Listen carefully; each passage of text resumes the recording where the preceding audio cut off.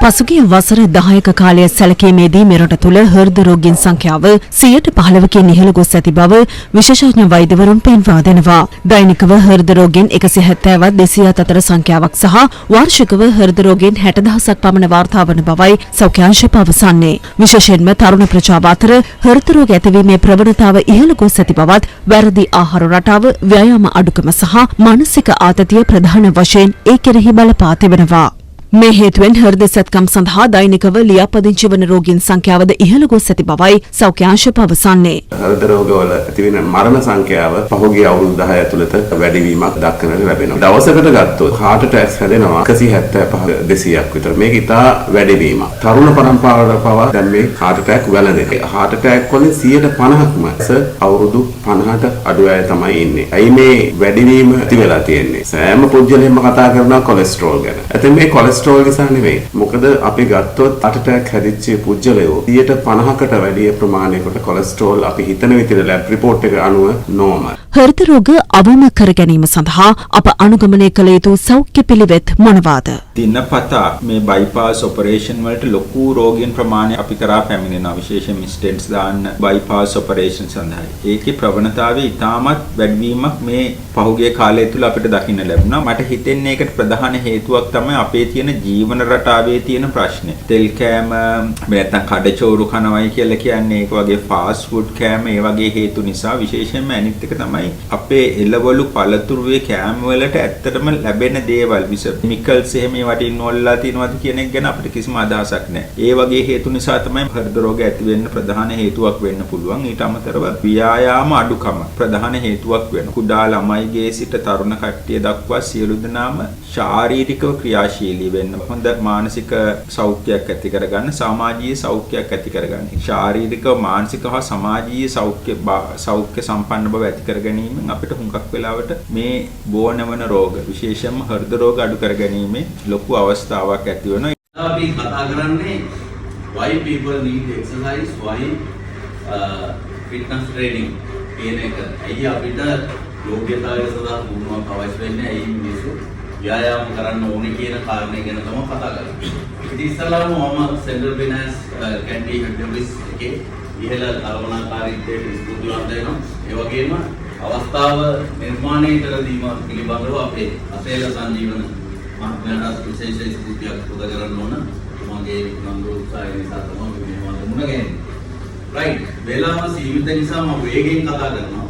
ගොඩක් technical terms එහි ඔයා හරියට ග්‍රැබ් කරගන්න. ඔයාට ඕන නම් වොයිස් රෙකෝඩ් එකක් දාගන්න පස්සේ ගෙදර ගිහිල්ලා අහන්න. හරි. එතකොට මම අද කතා කරන්න බලාපොරොත්තු වෙන්නේ අපේ මොකක්ද දැන් ඇතිලා තියෙන තත්ත්වයේ ප්‍රසන්ට් සිටුේෂන් එක. ඊළඟදී අපිට ඇයි මෙහෙම ගොඩක් ඩිසීසස් විවිධ වර්ගයේ රෝගාබාධ ඇති වෙලා තියෙන නිසා ඇති වෙන්නේ ඇයිද කියන කාරණේ. ඊළඟදී මොකක්ද අපිට ඒ දෙවියන් ගතහැකි ක්‍රියාමාර්ග ඒ වගේම ඩේ ටු ඩේ ලයිෆ් එකේ අපිට මොන වගේ දේවල්ද බොහොම සරලව ඇඩ්ජස්ට් කරගන්න පුළුවන්. රයිට්. ඊළඟ ප්‍රධාන ප්‍රශ්නේ තමයි මේ ප්‍රශ්නේ ඇයි මිනිස්සුන්ට ෆිට්නස් දැන් අපි ස්පේස් ඉරයකින් දැන් AI ටෙක්නොලොජි ඉරයකට ඇවිල්ලා තියෙනවා. හරි. ඒකට මේ AI තාක්ෂණ යුගයේ මිනිස්සුන්ට ව්‍යායාම අවශ්‍යද? මොකද ඔයාලා හිතන්නේ? අපි ව්‍යායාම කරන්න ඕනද මේ වගේ මොඩර්න් සොසයිටි එකේ? ඕනේ අත්‍යවශ්‍යයි. ඒක උත්තරය අත්‍යවශ්‍යයි. ඇයි අත්‍යවශ්‍යයි කියලා කියන්නේ? මොකද හේතුව? අපේ පැත්තේ ඉන්න fitness and exercise professionals ලා කියන අපේ පැත්තේ නම් අපි කියන්නේ exercise is preventive medicine. රෝග නිවාරණ ඖෂධයක් තමයි ව්‍යායාම කියලා කියන්නේ. ශාරීරික යෝග්‍යතාවය සෞඛ්‍ය සඳහා යම්කිසි කෙනෙක් ශාරීරික වශයෙන් විවිධ අභ්‍යාස කරලා ව්‍යායාම කරලා පුහුණු වීමක් කරනවා නම් අපි කියන්නේ ඒක ප්‍රිවෙන්ෂන් මෙකැනිසම් එකක්, ප්‍රිවෙන්ෂන් ප්‍රෝග්‍රෑම් එකක්. රෝගාබාධ නිවාරණය සඳහා කරන වැඩපිළිවෙලක් කියලා. ඒ නිසා ෆිට්නස් කියලා කියන්නේ මොකක්ද අතන යෝග්‍යතාවය. මේ සෙන්ට්‍රල් ෆිනෑන්ස් එකේ ෆිට්නස් සර්ටිෆිකේට්ස් ඉෂුව කරනවා. නැද්ද? ඔයාලගේ කස්ටමර්ස්ලා වෙන ආයතන වලට යොමු කරනවා. ඔයාලනේ පිළිබඳව ෆිට්නස් සර්ටිෆිකේට් එකක් එහෙම තියෙනවද? නැහැ. ඔයාලට අදාළ නැහැ. ඔයාලා ෆයිනෑන්ස් සප්ලයි කරනවා. වන්දගල් දින පාරේ ගහලා තියෙන ෆිට්නස් සර්ටිෆිකේට් ඉෂුව කරනවා. මොකද කාටද මොනවද කියන්නේ?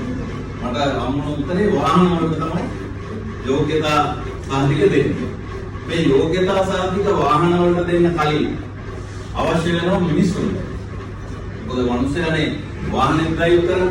ඉතින් ඒ නිසා අපි ජීවත් වෙන්නේ ඉතාමත්ම ගතික අභියෝගාත්මක පරිසරයක. නේද? We live in a very dynamic and challenging environment. එතකොට අපේ යෝග්‍යතාවය කියලා කියන්නේ මෙන්න මේ අභියෝගාත්මක සහ විතර වෙනස් වෙන සුළු ගතික පරිසරයකට අනුගතව ජීවත් වීමට හැකියාව. හරි? ඒතර ඔයගොල්ලෝ දන්නවා චූටි උදාහරණයක් කිව්වොත් මේ දවස්වල දේශගුණය වෙනස් වෙලා නේ ලංකාවේ. ඒතර අපි චූටි කාලේ ඉඳන් අද වෙනකන් ගත කරලා තියෙන මේ වයස සීමාව තුළ අපි අහලා තියෙනවද? ලංකාවේ ජනවාරි මාසේ වැය 20ක් විතර වාහන ගන්නවා. වෙනස් වෙලා නේ. එහෙනම් මේ ගතික පරිසරයක්, අභියෝගාත්මක පරිසරයක්. හරි?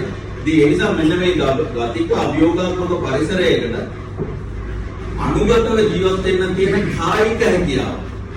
කායික හැකියාවට අපි කියනවා ෆිසිකල් ෆිට්නස් කියලා. කායික යෝග්‍යතාව. නැත්නම් ශාරීරික යෝග්‍යතාව. දැන් මේ යෝග්‍යතාවයට මොකද්ද වෙලා තියෙන්නේ?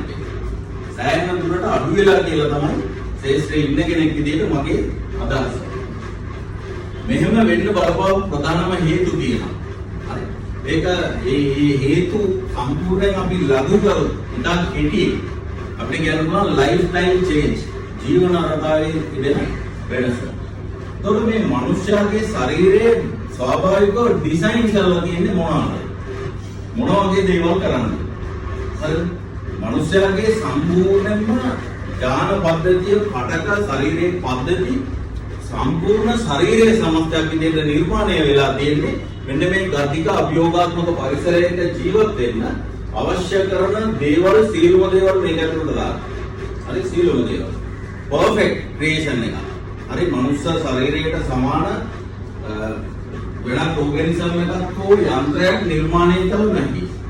හරි ඒක නිකන් ප්‍රභා සංශ්ලේෂණය වගේ. ෆොටෝසින්තසිස් අපි ඉස්කෝලේ ඉගෙන ගන්න විද්‍යාපන්ති ඔච්චර AI තාක්ෂණ යුගයට අද ප්‍රභා සංශ්ලේෂණය ලැබෙයක් ඇතුළේ කරන්න බෑ. ඒ වගේ මනුෂ්‍ය ශරීරයේ අද්විතීයයි. හරි. හැබැයි මේ ජීවන රටාවේ වෙනස නිසා දැන් අපේ ඥාන පරම්පරාව බව වෙනස් වෙගෙන යනවා. හරි. සමහර කරුණු කියද්දී ඔයාලට හිතා ගන්න පුළුවන්. ස්ථූලතාවය. හරි. ස්ථූලතාවය. thank you. thank you very much මේ මට මේ තාමත් වැදගත් මොකද මේ අපි ට්‍රේනින් වලදී ලයිව් එක්සැම්පල් කතා කරනවා. හරි. anyway thank you very much. එතකොට දැන් අපි සරලව කියනවා අපිට දැන් හෙල්ත් ඇන්ඩ් ෆිට්නස් තියෙන්න ඕන ප්‍රමාණයට නැහැ. අර දැන් වලවුනත් අද ඉන්ට්‍රස්ට් එකක් දෙන්නේ මේ වැඩේට මේක ගැන දැනගන්න ඕන. මොකද අපේ සෞඛ්‍ය ශාරීරික යෝග්‍යතාව අපිට තා වැදගත්. අපි කියනවා නිරෝගීව හැඩට ඉන්න. ඒක තමයි මගේ ටැග්ලයින් එක. නිරෝගීව හැඩට ඉන්න. right? look good feel great. හරි. ඉතින් ඒක නිරෝගීව හැඩට ඉන්න නම් අපිට දැන් ප්‍රශ්නයක් කියලා තියෙන්නේ ජීවන රටාවේ වෙනසක් නිසා නම් අපිට සිද්ධ වෙනවා ජීවන රටාව වෙනස් කරන්න. හරිද? ඔයගොල්ලෝ හැමෝම දන්නවද මේ ඔයගොල්ලෝ ගොඩක් ට්‍රේනින්ග්ස් අරගෙන ඇති ඔයගේ ප්‍රොෆෙෂනල් ලයිෆ් එකේ මේ රාජාලියගේ කතාව ගන්නවනේ. හරි? We want to have a new life. We want a change. Right? A big change sometimes. There is a big change resistance. වෙනස් වීම සඳහා ප්‍රතිරෝධයක් දක්වනවා. එතකොට ඔයාගේ සෞඛ්‍ය සහ ශාරීරික යෝග්‍යතාවය වෙනස් කරගන්න උසස් මට්ටමකට ගන්න ඔයාගේ වෙනස් වීම සඳහා ප්‍රතිරෝධයක් තියෙනවා නම් එතන සෑහෙන ප්‍රශ්නයක් තියෙනවා. අපි මේ වැඩේට ඔයා ගන්න ඕන පළවෙනිම ස්ටෙප් එක තමයි ඒක කායික එකක් නෙමෙයි මානසිකයි. You have to make a very strong decision. හරි? decision ඔයා එක්තරා දවසක decision එකක් ගත්තා මම ෆයිනෑන්ස් ඉන්ඩස්ට්‍රි එකට එනවා. හරි? දැන් දවසක ඔයා decision එකක් ගත්තා මම මේ ෆයිනෑන්ස් මූල්‍ය සමාගම් අතර සෙන්ට්‍රල් ෆිනෑන්ස් ආයතනයේ රැකියාවකට යනවා. decisions ගත්තා. දැන් දවසක decide කරා මම විවාහ වෙනවා කියලා. දැන් දවසක decide කරා මම අහවලා සමග විවාහ වෙනවා කියලා. සමහර වෙලාවට වඩ දැන් බබාලත් ඇති දරුවොත් ඇති. හරි. So we make decisions. හරි. So ඒ වගේ lifestyle change එකක් ඕන නම් you have to make a very strong decision. Number 1. හරි. So be an eagle. හරි. be an eagle. ඒ නිසා අපිට ගොඩක් වෙලාවට දැන් තියෙන ජීවන රටාව තමයි මම ඉස්සෙල්ලා අර කතාවෙන් ඉදිරියට කියන්න පටන් ගන්න මනුස්ස ශරීරයේ ඩිසයින් වෙලා තියෙන්නේ කොහොමද? හරි. මනුස්ස මනුස්ස ශරීරය ඩිසයින් වෙලා තියෙන්නේ for movements වැඩ කරන්න. හරි? ඒතොර මනුස්සයාගේ සම්පූර්ණ අඩු ගානේ මනුස්සයාගේ ශරීරය ඩිසයින් වෙලා තියෙන්නේ මෙහෙම වාඩි වෙලා ඉන්නොත් නෙමෙයි. වාඩි වෙම බොහොම ටික වෙලාවකට. හරි? හිටගෙන ඉන්නවා, ඉඳගෙන ඉන්නවා, ඇවිදිනවා, නිදාගන්නවා. ඉරියව් හතරයි තියෙන්නේ. හරි? ඒතොර ඉඳ ගන්නයි නිදා ගන්නයි තියෙන බොහොම කෙටි කාලයක්. නිින්ද විශ්ීය දෙයක් නිසා ඒක අපි හැමෝටම අවශ්‍යයි. මාළුත් නිදා ගන්නවා. ඒ නිසා නිින්ද ඕනේ. හැබැයි ඉඳගෙන ඉන්න එක තාමත්ම අඩු වශයෙන් කළ යුතු දෙයක්. හැබැයි දැන් රිසර්ච් වලින් හම්බෙලා තියෙන්නේ මොකද්ද? නවීන මානවයාගේ සෙඩෙන්ටරි ටයිම් එක. ඒ කියන්නේ මේ වගේ කැරකෙන පුටුවක වාඩි වෙලා ගත කරන වෙලාව average 7.7 to 10 hours. හරි? ඒක තමයි ඔයා ජීවිතේට කරගන්න ලොකුම හානිය. දැන් විශේෂයෙන් පිරිමි පක්ෂයට තමන්ගේ ස්පවුස් ආදරණීයන් කම්ප්ලේන්ට් කරනවා ඔය මල ජරාව බොන්න එපා ඔයා බීපුවාම heart attack හැදෙනවා අර නේද? සාමාන්‍ය අපේ සමාජයේ තියෙන සුලභ දෙයක් නේ ඔක. නේද? මත්පැන් ඔයා බොන්න එපා. හරිද? සිගරට් බොන අය කෑ ගන්න. ළඟටවත් එන්න එපා කියනවා සිගරට් බොනවා. හරිද? එහෙම කියනවා දුම්පානය කරනවා. තරේ ප්‍රති ළඟා ගොඩක් අඩුයි දැන් දුම්පානය කරනවා. ඉතින් මෙන්න මේ වගේ දේවල් වලට වඩා වාගේ ඇඟට කරගන්න ලොකුම හානිය මොකද්ද කියලා දන්නවද? මෙන්න මේ එක තැනක වාඩි වෙලා ගත කරන ජීවිතය. හරි? අපි දවසක් වාඩි වෙලා ඉන්නවා කියලා කියන්නේ සිගරට් 3ක් ෆුල් ස්මෝක් කරනවා වගේ සමානයි. කියලා තමයි රිසර්ච් වලින් වාගේ. චර ලොකු ඩැමේජ් එක ශරීරයට සිද්ධ වෙනවා. ඒතකොට ඔයා හිතන්න ඔයාගේ සර්විස් එක අවුරුදු 20ක් 25ක් නම් දැනනවා. ඔයාගේ වැය ගන්න වැඩි කරලා වань. හරි? දැන් ඔයා මට කියන්නේ රස්සාවෙන් මාස් වෙන්නද? නෑ. හරිද? මටත් මේ වගේ කැරගෙන පුඩුවක් තියෙනවා. හරිද? ප්‍රශ්නේ තියෙන්නේ අපේ කැරගෙන පුඩුවක් ජොබ් එකේවත් නෙමෙයි. හරිද? දැන් අපිට අහපහු ගල් යුගයට යන්න බෑනේ. එහෙනම් අපි ගල් යුගයේ, එලෙර යුගයේ, මේ වගේ යුග පහු කරගෙන මේ AI තාක්ෂණ යුගයට ආවිලා තියෙන්නේ. කිසි ප්‍රශ්නයක් නෑ. ගෙදර වොෂින් මැෂින් එක විසි කරන්න ඕනද? බ්ලෙන්ඩර් එක විසි කරන්න ඕනද? නෑ මොකුත් විසි කරන්න ඕනේ නෑ. හරිද? ඔයගේ ලැප්ටොප්ස් ඩිවයිසස් ඔක්කොම පාවිච්චි කරන්න කිසි ප්‍රශ්නයක් නෑ. ජොබ් එක මාරු කරන්න ඕනෙත් නෑ. හැබැයි අපි අයිඩෙන්ටිෆයි කරගන්න ඕන අපිට කොහෙන්ද රින්ගලා යන්න පුළුවන් අපේ ලයිෆ් ස්ටයිල් එක රෙක්ටිෆයි කරගන්න. හරි මම ටිප්ස් ටිකක් ඒකට දෙන්න. ඉතින් ඒ නිසා අපිට තියෙන ලොකුම චැලෙන්ජ් එක තමයි මේ එක්තැන් වූ ජීවිතය. ඔකට සිංහලෙන් කියන්නේ උත්තර ජීවිතය කියලා මට කැම්පස් එකේ වචනකින් හම්බුනේ. හරි. සෙඩෙන්ටරි ලයිෆ් ස්ටයිල් කියන එක උත්තර වූ ජීවිතය තමයි අපේ භාෂාවේ තියෙන වචනේ. සෙඩෙන්ටරි ලයිෆ් ස්ටයිල්. ඉතින් මේක සාල ප්‍රශ්න රසකට අපිට දැන් මේ සුදුට ගෙනලා දෙන්නේ right. එතකොට මේකෙන් වෙන වැඩේ තමයි අපේ කායික යෝග්‍යතාවය සෞඛ්‍ය පිරිනම. හරි. ඒත් එක්කම විශාල වශයෙන් ප්‍රතිශක්තිකරණය බිඳ වෙනවා. හරි. ප්‍රතිශක්තිකරණ දැන් අපේ මේ විශේෂයෙන් මහනුවර මමත් මහනුවර මගේ ගාමේ කියන්නේ විද්‍යාලයේ මාස්ටර්ගේ right. දැන් කොයි මොකක්ද දෙන්නේ සමීමොන්සේ. එතකොට මේ අපිට මේ ඉතින් අපේ මුතුන්මිත්තෝ අවුරුදු 95ක් 100ක් ඉන්නවා කියන්නේ නැතිම right. ඒ නිසා ඒගොල්ලෝ එහෙම වෙන්නයි අපිට මෙහෙම වෙන්නයි හේතුව මොකක්ද? හරි? ඒ නිසා ඒගොල්ලන්ගේ ඒ පැරණි අයගේ සහ දැනටමත් ලෙඩක් දුවක් නැතුව හොඳට දීර්ඝායුෂ දුක් විඳින අයගේ කියන කී පොයින්ට් එක තමයි මේ ඉමුනිටි එක. ප්‍රතිශක්තිකරණයේ තියෙන ශක්තිය බලවත්කම. හරි? ඒ නිසා අපිට ව්‍යායාම නැති වුණාම අපේ ශරීරයේ ක්‍රියාකාරී නොවුනම we are going against the nature. සබදාමට විරුද්ධ පැත්තට අපි යන්නේ. සබදාමට විරුද්ධ පැත්තට අපි යන්නේ. ඒ නිසා අපේ ශරීරයේ හිතා ගන්න බැරි තරම් වේගෙන් කඩාගෙන වැටෙනවා ශක්තිය දුර්වල වෙනවා. ප්‍රතිශක්තිකරණය ගොඩක් අඩු වෙනවා. හරි. ඉතින් ඒ නිසා මෙන්න මේක තමයි අපි කරන්නේ දැන් end result එක මොකද්ද? high rate of NCD. non communicable diseases බෝනෝන රෝග. හරි. එතකොට එක පැත්තකින් බෝනෝන රෝග තියෙනවා අනිත් පැත්තෙන් බෝ වෙන රෝග. හරි. දැන් මේ දවස්වල climate change එකත් එක්ක විද්‍යාකාරී වෛරස් වර්ග උගලන් නිවන දාන්න නැති බව දවසක අසනීප වුණා නම් හරි. වගේ නිතර අසනීප වෙනවා. ගොඩක් වෛරස් විවිධ බැක්ටීරියා වර්ග අලුතෙන් නිර්මාණය වෙන සමාජයේ නිසා බෝ වෙන රෝග වලින් අපිට ත්‍රෙට් එකක් තියෙනවා මැලේරියා ඩෙන්ගි වගේ රෝගත් තියෙනවා. ඒක ඕන කෙනෙකුට වැළඳෙන්න පුළුවන්. හරි. එතකොට ශාරීරික යෝග්‍යතාවය සෞඛ්‍ය මට්ටම හොඳ ප්‍රතිශක්තිකරණය හොඳ මට්ටමක තියෙන කෙනෙකුට තියෙන ඇඩ්වාන්ටේජ් එක තමයි බෝ වෙන රෝගයකට දුරු වුණා. යා ඉක්මනට ඒකත් එක්ක ෆයිට් කරනවා. ඉක්මනට රිකවර් වෙනවා. ඔයාලට දවසයි ඕන වෙන්නේ සමහර වෙලාවට සික් ලීව් එකක්. ඔයාලට බහුවදාට ඇවිල්ලා වැඩ කරන්න පුළුවන්. ගොඩක් සික් ලීව් ඕනේ. හරි ඉක්මනට රිකවර් වෙනවා. රිකවරබිලිටි එක ගොඩක් වැඩි. හරි ඊළඟදී බෝන් නොවන රෝග. හරි ෆැටි ලිවර් අක්මාවේ තෙල්ලක් වගේ මොනල් ඇල්කොහොලික් සිරෝසිස් කියලා කියනවා. මේකෙන් පටන් ගත්තාම high blood pressure, cholesterol, hyperlipidemia. ශරීරයේ මේදේ වැඩි. වගේ lipid profile එක ගත්තාම hyperlipidemia. fat එක වැඩි, triglycerides වැඩි. හරි ඊළඟදී hypercholesterolemia. cholesterol ගොඩක් වැඩි. LDL percentage එක වැඩි, HDL අඩුයි, මොකද cholesterol අඩුයි, bad cholesterol වැඩි. හරිද? එතකොට diabetic conditions. diabetic වලට එන්න කලින් තියෙනවා තත්ත්වයන් දෙකක්. insulin resistance අනිත් එක තමයි hyperglycemia. तो hyperglycemia and insulin resistance කියන එක hand in hand. හරි hyperglycemia කියන්නේ උද්දේ සීනි වැඩි.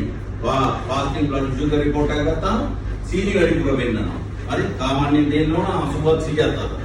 හරි ડોක්ටර්ස්ලා කියනවා 110ක් විතර තිබ්බත් ගැටලුවක් නැහැ. ඒක age related පොඩි මේකුත් තියෙනවා. ඒ නිසා 110ක් විතර තිබ්බත් කමක් නැහැ කියලා කියනවා. හැබැයි බෙහෙත් බීම නතර වෙන්නේ කොතනින්ද? never stops. හරි අත්දැකීම් ඇති, පොබ්ලේ සමාජිකයෝ ඇති, යාළුවෝ ඇති, සමහර යාළුවෝ දැනට ජීවිතුන් අතර නැතුව ඇති. හරි. එතකොට මේවට අපි කියනවා progressive diseases කියලා. අවුෙන්න බෑ. හරි. ඉතින් ඒ නිසා මේ හැම එකක් නිසාම එතකොට අපි බෝනෝන රෝග වලට පුරුදු වෙනවා. ඔය මං කියව ලිස්ට් එක. හරිද? ඩයබටික් හැදුනහම තව ඒකත් එක්ක ගොඩක් ප්‍රශ්න මතුවෙනවා. හරිද? ඊළඟට obesity ස්ථූලතාවය කියලා කියන්නේ එපිඩෙමික් එකක් විදියට තමයි වසංගතයක් විදියට තමයි අපි සලකන්නේ.